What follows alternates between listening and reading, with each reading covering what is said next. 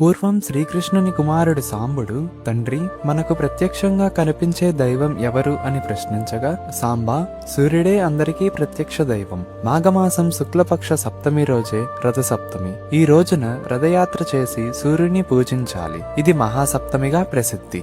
సూర్యునికి సప్తమి తిథి ఎందుకంత ఇష్టం? ఎందుకంటే సప్తమి తిథి నాడు సూర్యుడు అండం నుంచి అవతరించి అందులోనే వృద్ధి చెందాడు. అందుకే ఆయనకి మార్తాండుడు అని పేరు. పూర్వం సూర్యుని భార్య సంధ్యాదేవి ఆయన ప్రచండమైన తేజస్సును తట్టుకోలేక తన ఛాయ అనగా నీడను అక్కడ వదిలి ఉత్తర కురువులకు వెళ్ళింది. అప్పుడు విశ్వకర్మ సూర్యుని తేజస్సును తగ్గించి సౌమ్యంగా మార్చగా సూర్యుడు అశ్వరూపంలో వెళ్లి సంధ్యాదేవిని కలిసినప్పుడు అశ్విని దేవతలు ఆవిర్భవించారు. చివరికి సప్తమి తిథి నాడు సూర్యుడు తన భార్యను, పిల్లలైన యమ, యమున, శని తపతులను తిరిగి పొందాడు. అందుకే సూర్యునికి సప్తమి తిథి అత్యంత ప్రియమైనది.